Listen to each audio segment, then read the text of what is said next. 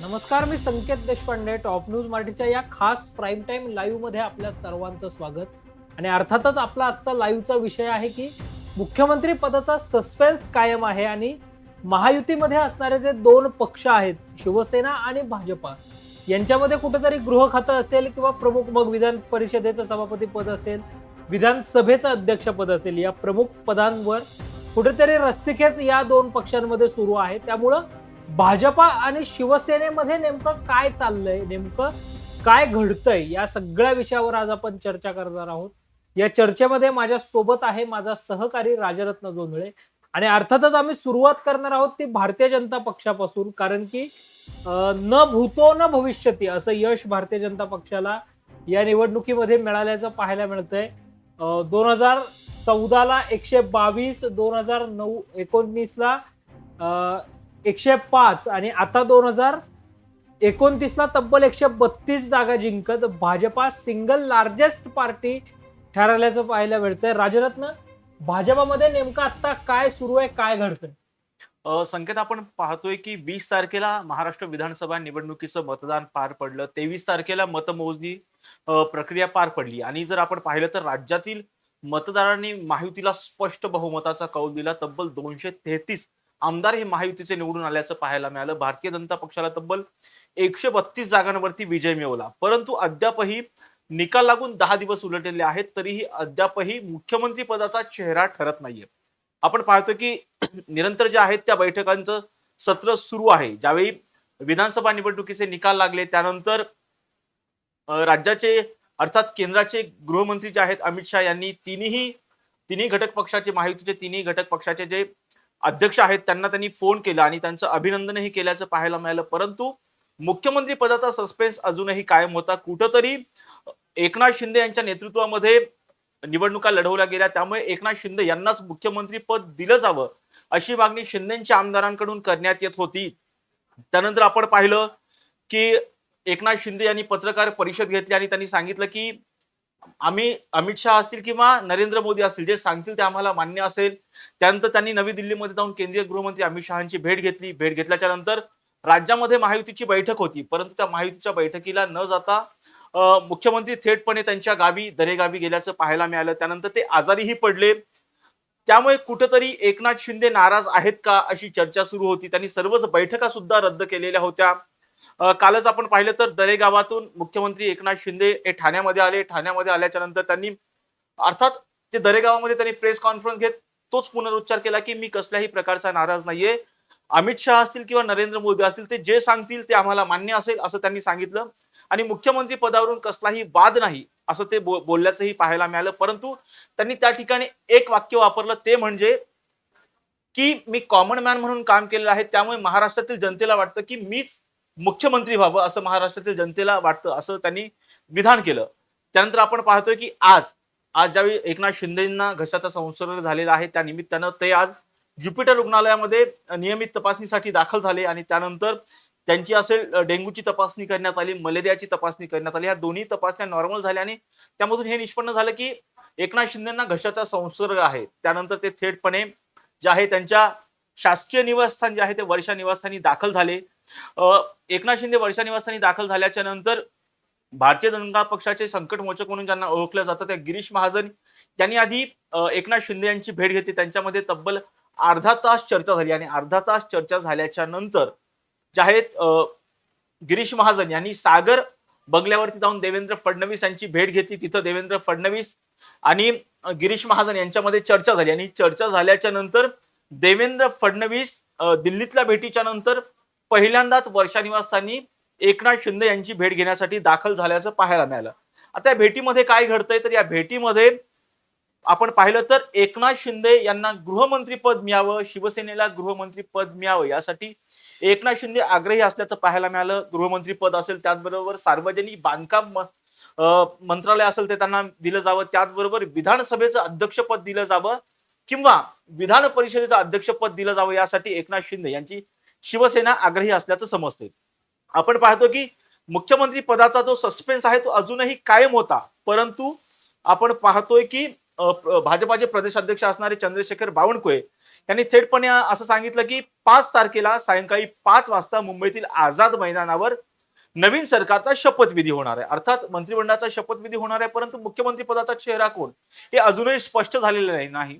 आणि त्यानंतर भारतीय जनता पक्षाने त्यांच्या केंद्रीय निरीक्षकांची नेमणूक केली. आपण पाहतोय की त्यामध्ये निर्मला सीतारामन असतील किंवा विजय रुपाणी असतील, ते महाराष्ट्रामध्ये सुद्धा आलेले आहेत. आणि उद्या जर पाहिलं तर 4 तारखेला 10 वाजता विधिमंडळामध्ये जे आहे भाजपाच्या नवनिर्वाचित आमदारांची बैठक होणार आहे आणि त्यानंतर भारतीय जनता पक्षाचा गटनेता निवडला जाईल आणि हाच गटनेता उद्याचा राज्याचा मुख्यमंत्री असणार आहे. एकंदरीतच राज्यरत्न भाजपाचा विधिमंडळ गटनेता जो आहे तो उद्या निवडला जाईलच. भाजपाचे कडून 2 केंद्रीय निरीक्षकांची जी आहे ती निवड करण्यात आलेली आहे. केंद्रीय अर्थमंत्री निर्मला सीतारामन आणि गुजरात राज्याचे माजी मुख्यमंत्री, पंजाब आणि छत्तीसगड राज्याचे भाजपाचे प्रभारी म्हणून जे काम पाहत आहेत. आणि यासोबतच माजी राज्यसभेचे सदस्य राहिलेले विजय रुपाणी यांना, या दोघांना भाजपाने केंद्रीय निरीक्षक म्हणून नेमलेलं आहे. आणि हे दोघंही आज रात्री उशिरापर्यंत मुंबईमध्ये येणार आहेत आणि उद्या सकाळी 10 वाजता विधान सभेतला जो सेंट्रल हॉल आहे त्या सेंट्रल हॉलमध्ये भाजपाची आमदारांची बैठक होणार आहे. आणि या आमदारांच्या बैठकीमध्ये विधिमंडळ गटनेता निवडला जाणार आहे. आणि जो विधिमंडळ गटनेता असेल तो अर्थातच राज्याचा मुख्यमंत्री म्हणून परवा दिवशी म्हणजे 5 डिसेंबरला सायंकाळी 5 वाजता मुख्यमंत्री पदाची शपथ घेताना आपल्याला पाहायला मिळणार आहे. आता जर आपण एकनाथ शिंदेच्या शिवसेनेमध्ये पाहिलं तर एकनाथ शिंदेच्या शिवसेनेचा असा एक मुद्दा आहे की आपल्याला ठीक आहे मुख्यमंत्री पद नाही मिळालं तर गृहमंत्री पद मिळावं, यासोबतच नगरविकास खातं असेल, पीडब्ल्यूडीचं खातं असेल किंवा विधानसभेचं अध्यक्षपद, विधान परिषदेचं सभापती पद जे आहे ते दिलं जावं. राजरत्न एकनाथ शिंदेची शिवसेना या सगळ्या प्रक्रियेमध्ये जर आपण पाहिलं 23 नोव्हेंबर पासून, तर 23 नोव्हेंबरला निकाल लागला आणि अजित पवारांच्या राष्ट्रवादी काँग्रेस पक्षानं थेट भारतीय जनता पक्षाला आपला पाठिंबा देऊन टाकला. आणि बिनशर्त पाठिंबा अजित पवारांची राष्ट्रवादी ही एकदम सायलेंट झोन मध्ये गेल्याचं आपल्याला पाहायला मिळालं. म्हणजे तू स्वतः ती बाईट अजित पवारांची घेतली होतीस की ज्यामध्ये अजित पवार म्हटले होते की अरे भाजपाच्या जर सर्वाधिक जागा आहेत तर त्यांचाच मुख्यमंत्री होईल. अमित शहाच्या सोबत नंतर ती बैठक झाली, त्या बैठकीमधले फोटो देखील व्हायरल झाले. त्या फोटो मधला एकनाथ शिंदेचा चेहराही बऱ्याच काही गोष्टी सांगून जाताना पाहायला मिळत होता. मात्र दुसऱ्या बाजूला एकनाथ शिंदेच्या शिवसेनेकडून मग अगदी गुलाबराव पाटलांपासून ते भरतशेठ गोगावलेंपर्यंत सगळेच नेते रोज माध्यमांसमोर येऊन वेगवेगळी स्टेटमेंट देताना पाहायला मिळत होते. कालच संजय शिरसाटे असं म्हटले की ठाण्याच्या दाढीला हलक्यात घेऊ नका. त्यामुळे राजरत्न शिवसेनेच्या गोटामध्ये नेमकं काय चालू आहे? संकेत, आपण पाहतोय की विधानसभा निवडणुकीचे निकाल लागले आणि जसे निकाल अनपेक्षित असे निकाल लागले, अगदी एक्झिट पोलच्या विरुद्ध निकाल आपल्याला पाहायला मिळाले. आणि त्यामध्ये भारतीय जनता पक्षाला तब्बल 132 जागा मिळालेल्या आहेत. जर बहुमतात यायचं असेल तर त्यांना केवळ 13 जागांची गरज आहे. आणि जर पाहिलं तर अजित पवारांनी निकाल लागलेल्याच दिवशी थेटपणे बिनशर्त पाठिंबा हा भारतीय जनता पक्षाला दिला आणि त्यामुळे कुठेतरी शिंदेच्या शिवसेनेची बार्गेनिंग पॉवर कमी झाली असं आपल्याला पाहायला मिळालं. त्याचबरोबर भारतीय जनता पक्षाला अजून 5 अपक्षांनी पाठिंबा दिला, त्यामुळे त्यांची संख्या जी आहे संख्या ती 137 पर्यंत गेलेली आहे. त्यामुळे भारतीय जनता पक्षाच्या बाबतीमध्ये भारतीय जनता पक्ष कोणत्याही परिस्थितीमध्ये ज्या प्रकारचं एकनाथ शिंदेचं सरकार आल्याच्यानंतर किंवा एकनाथ शिंदेनी बंड केल्याच्यानंतर त्यांच्याकडे केवळ 40 आमदार होते तरी सुद्धा भारतीय जनता पक्षाने त्यांना मुख्यमंत्री पद दिलं होतं. देवेंद्र फडणवीस यांना त्यावेळी मोठे सॅक्रिफायसेस करावे लागले होते. उपमुख्यमंत्री पदावरती त्यांना भाजप पक्षश्रेष्ठींनी सांगितल्यामुळं त्यांची इच्छा नसताना त्यांनी उपमुख्यमंत्री पदाची शपथ घेतली. त्यामुळे कुठंतरी आता भारतीय जनता पक्ष मुख्यमंत्री पदावरून इथे कॉम्प्रोमाइज करणार नाहीये. त्याचबरोबर जर आपण देवेंद्र फडणवीस यांची कारकीर्द 2014ची बघितली त्यावेळी सुद्धा देवेंद्र फडणवीस यांच्याकडे गृह मंत्रालय होतं. 2019च्या नंतर जर आपण पाहिलं, ज्यावेळी एकनाथ शिंदे हे मुख्यमंत्री झाले, देवेंद्र फडणवीस उपमुख्यमंत्री झाले, त्यावेळी सुद्धा गृह मंत्रालय हे अर्थात देवेंद्र फडणवीस यांच्याकडे होतं. त्यामुळे आता देवेंद्र फडणवीस असेल किंवा भारतीय जनता पक्ष असेल ते जे आहेत ते गृह मंत्रालय शिंदेच्या शिवसेनेला देण्यासाठी तयार नाहीत. तर शिंदे काय म्हणतात की आम्हाला कोणत्याही परिस्थितीमध्ये गृहमंत्री पद हवंय. का हवंय? त्याचं महत्वाचं कारण म्हणजे तुम्हाला एक प्रेशर ग्रुप क्रिएट करता येतो. कारण गृह मंत्रालय हे अत्यंत महत्वाचं आहे. जर आपण 1995 पासूनचा जर इतिहास पाहिला, 1995च्या आधी जर पाहिलं तर फक्त एक वेळा पद्मसिंह पाटलांना शरद पवारांनी गृह मंत्रालय दिलं होतं. त्यानंतर 1995 मध्ये पाहिलं तर ज्यावेळी युतीचं सरकार आलं त्यावेळेस गोपीनाथ मुंडे उपमुख्यमंत्री झाले आणि त्यांच्याकडं गृह मंत्रालय देण्यात आलं. 99 मध्ये विलासराव देशमुख आपण पाहिलं की मुख्यमंत्री झाले. त्यानंतर गृह मंत्रालय एक वेळा छगन भुजबळ, त्यानंतर आर पाटील असतील, त्यानंतर जयंत पाटील असतील, त्यानंतर ज्यावेळी महाविकास आघाडीचा प्रयोग झाला त्यावेळी सुद्धा अनिल देशमुख यांच्याकडे गृहमंत्रीपद दिलं गेलं. जर पाहिलं तर घटक पक्षातील जे मित्र पक्ष असतो त्यांना गृहमंत्रीपद आजपर्यंत दिलं गेलं आहे. कोणत्या परिस्थितीमध्ये दिलं गेलेलं आहे? ज्यावेळी सहयोगी पक्षांशिवाय सरकार स्थापन होत नाही. परंतु आताची जी परिस्थिती आपण पाहिली तर ती तशी परिस्थिती नाहीये. ज्या पद्धतीने 1995 ची परिस्थिती होती, जर भारतीय जनता पक्षाला शिवसेनेने सोबत घेतल्याशिवाय त्यावेळी सरकार स्थापन होत नव्हतं. जर 14चा जर इतिहास पाहिला आपण, संकेत 14ला ज्यावेळेस भारतीय जनता पक्षाच्या भारतीय जनता पक्षाने 122 जागांवरती विजय मिळवलेला होता, त्यावेळी एकसंध जी अर्थात शरद पवारांचा राष्ट्रवादी काँग्रेस पक्ष होता त्यांनी बिनशर्त पाठिंबा दिला आणि बिनशर्त पाठिंबा दिल्यामुळे कुठेतरी त्यावेळी उद्धव ठाकरेंच्या शिवसेनेची बार्गेनिंग पॉवर कमी झाली. त्यावेळेस तुला माहिती असेल तर एकनाथ शिंदे हे त्यावेळी विरोधी पक्षनेते होते. त्यानंतर डिसेंबर 2014 मध्ये शिवसेनेने तडजोड करत सत्तेमध्ये सहभागी झाले. परंतु त्यावेळी सुद्धा गृह मंत्रालय देवेंद्र फडणवीस यांच्याकडेच होतं. आत्ताची परिस्थिती कशी आहे? आत्ताची परिस्थिती सुद्धा अगदी 2014 सारखीच आहे. कारण भारतीय जनता पक्षाकडे तब्बल 132 जागा आहेत, त्यामध्ये 5 अपक्षांचा पाठिंबा, 137 जागा. त्यामुळे भारतीय जनता पक्ष कोणत्याही परिस्थितीमध्ये गृह मंत्रालय हे शिंदेच्या शिवसेनेला देणार नाही. तर कुठंतरी आपण पाहतोय की नगर विकास खातं शिंदेच्या शिवसेनेला मिळू शकतं किंवा विधान परिषदेचं उपसभापती पद जे आहे ते शिंदेच्या शिवसेनेला मिळू शकतं. त्यामुळे कुठंतरी जास्तीत जास्त आपल्या पदरात अधिकाधिक मंत्रिपद मिळावीत, अधिकाधिक महत्वाची खाती मिळावीत यासाठी शिंदे कुठेतरी प्रेशर क्रिएट करत असल्याचं भारतीय जनता पक्षावरती पाहायला मिळतं. एकंदरीत राजरत्न, तू एकनाथ शिंदेच्या विरोधी पक्षनेते पदाचा उल्लेख केलास आणि तेव्हापासून म्हणजे 2014 पासून पुढे एक असा पायंडा पडत गेलाय. केवळ विजय वडेट्टीवार याला अपवाद आहेत की जो विरोधी पक्षनेता होतो तो पुढे सत्तेमध्ये जाताना पाहायला मिळतो. म्हणजे 2014च्या निवडणुकीनंतर एकनाथ शिंदे विरोधी पक्षनेता बनले. पुढे डिसेंबरमध्ये शिवसेनेने भाजपाला पाठिंबा दिला. एकनाथ शिंदे राज्याच्या नगरविकास खात्याचे मंत्री झाले. भाजपा नंतर काँग्रेसकडे विधानसभेचा विरोधी पक्षनेते पद आलं. राधाकृष्ण विखे पाटील विरोधी पक्षनेते झाले. पुढे निवडणुकीला 2 महिने कमी असताना राधाकृष्ण विखे पाटलांनी भारतीय जनता पक्षात प्रवेश केला. ते गृहनिर्माण खात्याचे मंत्री झाले.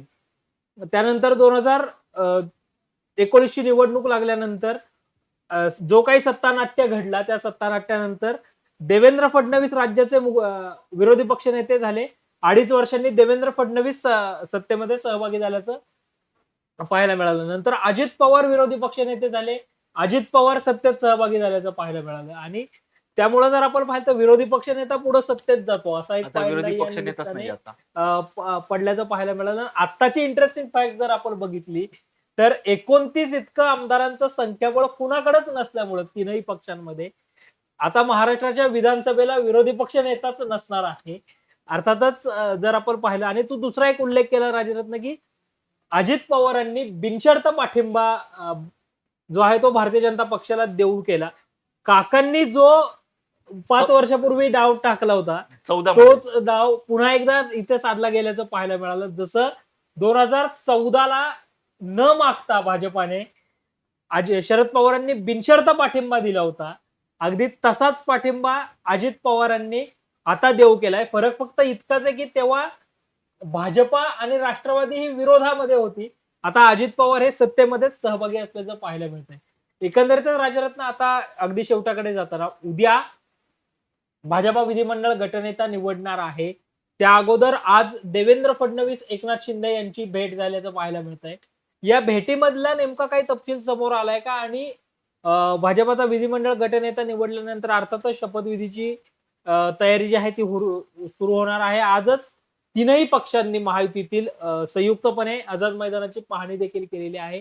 या सगळ्यानंतर एकनाथ शिंदेचं पुन्हा मुंबईमध्ये येणं, मुंबईमध्ये आल्यानंतर वर्षा बंगल्यावर एकनाथ शिंदे असणं किंवा मग आज आचार्य देवेंद्र फडणवीस आणि एकनाथ शिंदेची भेट होणं, या भेटीमध्ये नेमकं काय होतं? आपण पाहतोय की आज ज्युपिटर रुग्णालयामध्ये गेल्याच्या नंतर त्यांची तपासणी झाली. मुख्यमंत्री एकनाथ शिंदे यांची तपासणी झाली. अर्थात काळजीवाहू मुख्यमंत्री एकनाथ शिंदे यांची तपासणी झाली. मलेरियाची असेल किंवा डेंग्यूची तपासणी झाली. त्यानंतर त्याच्यामध्ये त्यांना घशाचा संसर्ग झाल्याचं स्पष्ट झालं. त्यानंतर थेट ते वर्षा निवासस्थानी, जे की मुख्यमंत्र्यांचं शासकीय निवासस्थान आहे, त्या वर्षा निवासस्थानी दाखल झाले.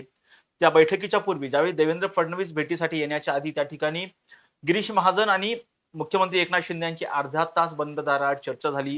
ही चर्चा झाल्याच्या नंतर गिरीश महाजन यांनी सागर निवासस्थानी, जे की उपमुख्यमंत्र्यांचं शासकीय निवासस्थान आहे देवेंद्र फडणवीस यांचं, त्या ठिकाणी देवेंद्र फडणवीस यांची भेट घेतली. त्या भेटीमध्ये चर्चा झाली आणि त्यानंतर उपमुख्यमंत्री देवेंद्र फडणवीस जे आहे ते मुख्यमंत्री एकनाथ शिंदे यांच्या भेटीसाठी त्या ठिकाणी दाखल झाले. अर्थात जर पाहिलं तर आपण परवाच्या दिवशी म्हणजे 5 तारखेला सायंकाळी 5 वाजता शपथविधी आहे आणि त्याच अनुषंगाने खातेवाटप असेल, त्याचबरोबर शपथविधी असेल, त्या संदर्भामध्ये चर्चा झाली आणि त्याचबरोबर मंत्रिमंडळामध्ये कोणाला स्थान दिलं जावं त्या बाबतीमध्ये सुद्धा चर्चा झाल्याची प्राथमिक माहिती मिळते. कारण जे मंत्री चारित्र्यवान आहेत अशाच मंत्र्यांना संधी दिली जावी अशी मागणी सुद्धा होतीये. कारण आपण पाहतोय एक की बातमी अशी येते राजरत्न यालाच धरून, की भाजपानं शिंदेच्या शिवसेनेमधल्या 4 नावांना प्रमुख विरोध केल्याचं पाहायला मिळतं. मग दीपक केसरकर असतील, संजय राठोड असतील, अब्दुल सत्तार असतील आणि एकंदरीत जर आपण पाहिलं तर प्रमुख चेहऱ्यांनाच इथे विरोध होताना पाहायला मिळतोय. त्या अनुषंगानेही या भेटीमध्ये काही चर्चा झाली असावी. हां, अर्थात आणि दुसरी बाजू आपण पाहिली तर काही दिवसांपूर्वी म्हणजे कालच अशा बातम्या आल्या होत्या, की केंद्रीय गृहमंत्री आणि भाजपाचे नेते अमित शहा यांनी सुद्धा जे आमदार मंत्री होऊ इच्छितात त्यांचं रिपोर्ट कार्ड सुद्धा मागितलं होतं आणि त्याच अनुषंगाने त्यांनी लोकसभेमध्ये कितपत काम केलेलं आहे त्याचा सुद्धा ते त्याची माहिती घेऊन अशा मंत्र्यांना, अशा आमदारांना मंत्रिपद दिलं जाऊ शकतं अशी सुद्धा चर्चा होत आहे. पण त्याच बाजूला आपण पाहिलं तर ही एकंदरीत काही दिवसांपासून मुख्यमंत्री एकनाथ शिंदे जे आहेत ते आजारी होते. त्यामुळे अशी कोणती महायुतीमध्ये चर्चाही झालेली नव्हती. जागा वाटपावरून सुद्धा चर्चा झालेली नव्हती. परंतु आज मुख्यमंत्री हे त्यांची तपासणी झाल्याच्या नंतर त्यांनी बैठकांचा सपाटा लावलेला आहे. ते त्यांच्या सुद्धा आमदारांची आजच त्यांनी बैठक घेतलेली आहे. त्यामुळे कुठेतरी मंत्रिपदावरती चर्चा होते. त्याचबरोबर मंत्रिपद कुणाला दिलं जावं आणि दुसरी एक महत्वाची बाब म्हणजे अधिक मलाईदार खाती आपल्याकडे कशी मिळतील या दृष्टिकोनातून सुद्धा एकनाथ शिंदे हे प्रयत्न करताना दिसत आहेत. परंतु ज्यावेळी शिंदेच्या शिवसेनेमध्ये बंड झालं त्यावेळेस अनेक आमदारांना मंत्रिपदाची आश्वासनं दिली होती. परंतु त्या आमदारांना पेंडिंग वरतीच ठेवण्यात आलं. परंतु पाठीमागून जर आपण पाहिलं तर अजित पवार थेट सत्यमधी सहभागी झाले आणि थेट त्यांच्याच काही सहकार्यांना ही मंत्रिपदं दिली गेली. परंतु शिंदेचे जे काही आमदार हे वेटिंग मध्ये होते मंत्रिपदासाठी त्यांना मंत्रिपद दिलं गेलं नाही. परंतु विधानसभा निवडणुकीसाठी अवघे काही महिने शिल्लक असताना हे जे इच्छुक जे आमदार होते मंत्रिपदासाठी त्यांची महामंडळावरती बोळवण करण्यात आलेली होती.